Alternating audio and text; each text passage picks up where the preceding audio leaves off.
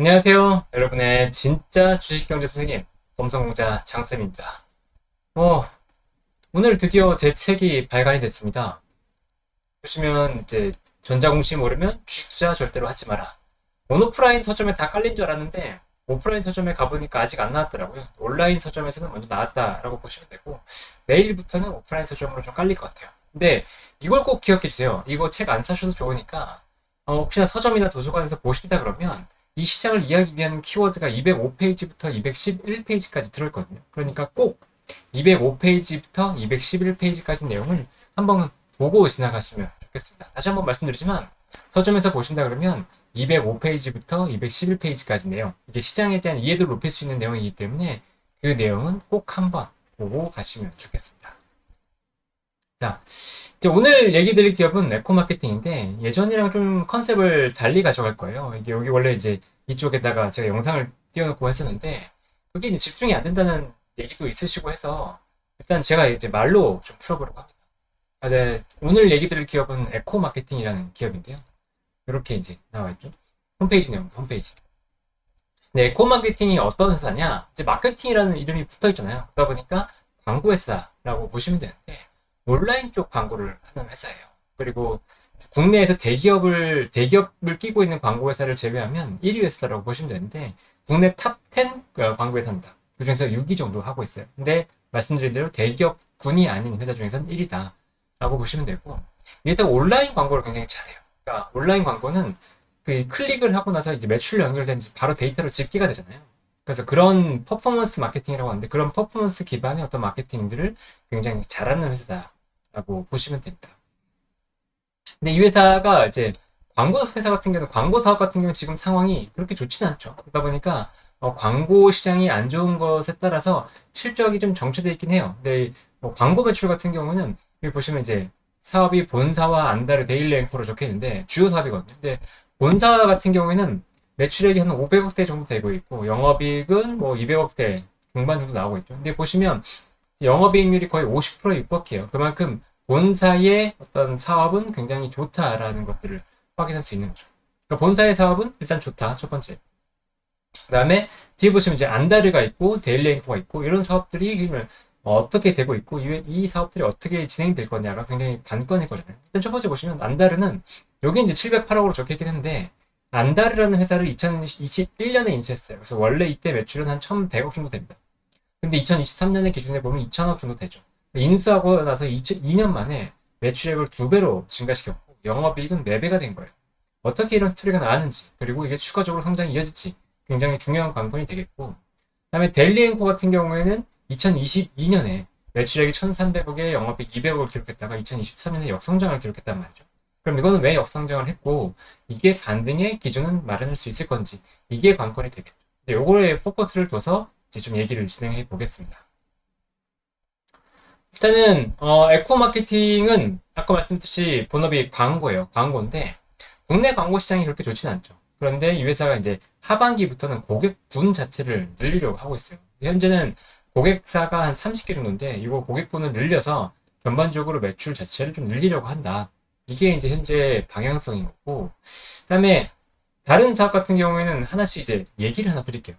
안 다른데 첫 번째는 아까 말씀드렸듯이 이 회사가 2021년에 인수한 브랜드예요. 근데 아까 에코마케팅의 광고 회사라고 말씀드렸잖아요. 퍼포먼스 광고를 굉장히 잘하고 그러니까 이 회사가 직접적으로 광고를 하다 보니까 이런 생각이 든 거죠. 이런 줄 서서 개주는 것 같다. 직접적으로 비즈니스를 한번 해보면 좋겠다. 라고 해서 이제 시작된 게 비즈니스 부스팅이에요. 그래서 비즈니스 부스팅 같은 경우는 2019년에 이제 오호라가 메인이 됩니다. 지분을 투자하고 그 브랜드의 과실을 같이 나눠 먹는 거죠. 그래서 2019년에 글루가라는 회사를 투자하면서 오호라, 핑거, 여기 네일아트 관련된 제품인데, 요 제품 관련된 것들이 이제 실적이 올라오면서, 부각을 받았었어요, 그때는. 그리고 2021년에는 상장사인 그리티, 여기는 이제 감탄브라라고 해서 여성 속옷을 만드는 회사인데, 여기에도 지분을 투자하면서 이제 같이 사업을 진행했죠. 그리고 23년 같은 경우에는 믹순이라고 이제 기초 화장품을 판매하는 회사에 24% 지분을 투자했어요. 근데 이 믹순이 또 미국의 시장에서 굉장히 잘 되고 있거든요. 이따가 조금 더 말씀드릴게요. 근데 비즈니스 부스팅으로도 조금은 아쉬웠다고 생각한 것 같아요. 그래서 2017년에는 싱가포르의 에코마케팅 싱가포르라는 회사를 인수를 합니다. 그리고 밑에 데일리 앵코라는 회사를 설립을 해요. 데일리 앵코를 통해서 직접적으로 브랜드를 만들고 런칭하는, 사업을 런칭하는 이제 작업을 진행한 거죠. 여기에 대해서 마케팅은 에코 마케팅이 진행을 하고요. 그러니까 에코 마케팅은 광고 사업이 광고 매출이 나오고, 이 본업, 데일리 앵코라는 자회사를 통해서는 브랜드를 통한 제품 매출이 나오기 시작하는 거죠. 여기서 어떤 제품들을 런칭을 했냐? 대표적으로 이제 클럭, 그다음에 뭐 몽제, 그다음에 티타드, 여기 또 있다 말씀드릴게요. 그런 제품들을 런칭해서 이제 판매를 했다라고 이제 보시면 됩니다. 그리고 이제 2021년에는 안다르의 지분 60%를 또 인수를 해서 안다르 쪽으로도 본격적으로 드라이브를 걸고 있다. 그래서 안다르부터 먼저 말씀드릴게요. 근데 안다르 같은 경우는 지금 이제 전지현을 모델로 5월부터 TVCF를 찍었어요. 근데 웃긴 게 이 회사가 이제 퍼포먼스 마케팅을 위해서 마케팅비를 워낙 많이 지불하다 보니까 오히려 이 전지현을 모델로 한 TVCF 광고가 돈이 덜 먹힌대요. 그래서 오히려 비용은 좀 절감됐다는 얘기를 하더라고요. 근데 마케팅의 효과는 굉장히 좋다라는 얘기를 찍고 있습니다. 안다르는 지금 보시는 것처럼 원래는 이제 이 여성 레깅스 중심의 브랜드였어요. 이게 대표적으로 이제 룰루레몬이라든가 잭스미스 이런 브랜드들이 있는데 이런 브랜드들이 원래는 이런 레깅스 중심으로 갔다가 이 안다르가 이제 인수되면서 에코 마케팅에서 브랜드를 리포지셔닝합니다. 그래서 에슬레저라는 것들이 그냥 단순히 이제 스포츠웨어가 아니고 일상이나 어느 순간에서나 편하게 입을 수 있는 웨어로 정착을 시키는 거죠.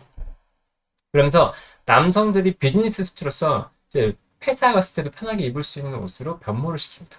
남자 그 옷의 비중이 작년 기준으로 35%까지 올라요.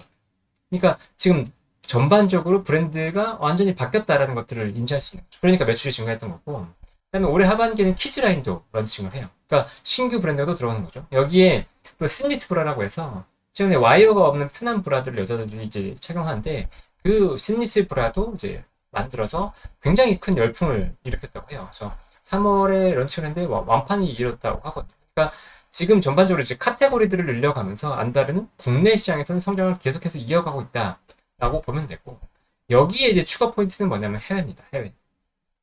작년에 싱가포르에서 팝업 스토어를 열었는데 싱가포르 팝업 스토어는 굉장히 반응이 좋았다고 해요. 근데 싱가포르를 선택한 이유는 이제 언어도 다양하고, 그다음에 인종도 다양하고, 문화도 다양하고, 그렇기 때문에 이제 테스트 배들수 굉장히 좋다는 거죠. 근데 싱가포르에서 테스트를 해봤더니 일본에서 통할 것 같았다는 거예요. 일본에 올해 이제 그 본격적으로 팝업 스토어를 열고 D2C 마켓을 열었거든요. D2C라고 한다면 온라인 마켓을 통해서 컨슈머들이 직접적으로 구매할 수 있는 마켓을 얘기하는 건데, 어쨌든 D2C로도 판매를 하기 시작한 거죠. 근데 월 매출이 지금 10억을 넘었다고 해요, 일본에서. 그러니까 본격적으로 이제 일본 쪽의 성장이 이어질 것 같고, 올해 매출은 한 150억 원 정도? 아까 데일리 앵고 매출이 한 100억, 1000억대가 넘었기 때문에 일본 매출이 엄청나게 크다라고 볼 수는 없지만, 그래도 국내가 역성장하는 것들을 만회해주면서, 아니다.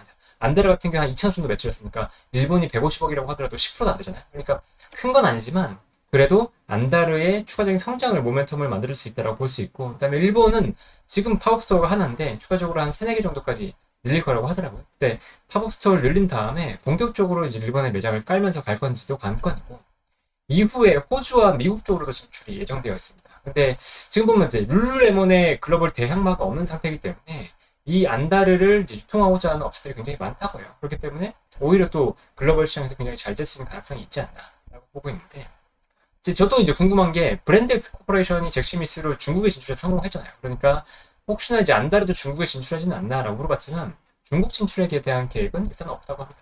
그러니까 일단 전제로 봤을 때 안다르는 국내 시장 성장은 이어지고 있고, 일본, 호주, 그다음에 미국 쪽으로 진출이 예정되어 있다. 그런데 룰루레몬의 대항마가 없는 시장이기 때문에 충분히 성과를 낼 수 있을 것 같다. 현재까지 반응은 일본에서 굉장히 좋다. 이 정도로 이제 안다르는 정리할 수 있을 것 같고요. 안다르 일단 다시 한번 더 실적을 말씀드리면, 여기가 인수하고 나서 매출액이 1100억대에서 2000억대까지 뛰었고 영업 적자가 107억에서 184억까지 증가했습니다. 그러니까 이게 엄청나게 조금 좋은 성과를 내고 있는 거죠. 그만큼 이제 에코 마케팅의 어떤 퍼포먼스가 굉장히 좋다라고도 이해할 수 있는 부분이고요.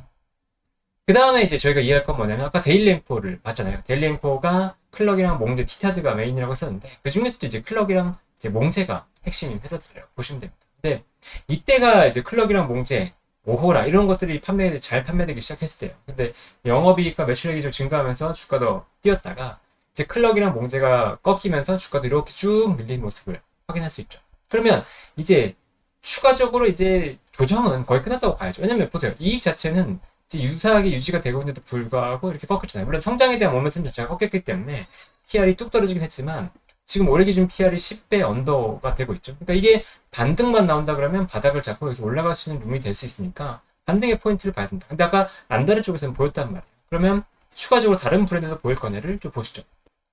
일단은 클럭입니다. 클럭 예전에 이제 유행했었죠. 여기에 어깨에 이렇게 붙여가지고 저주파 마사지 하는 거.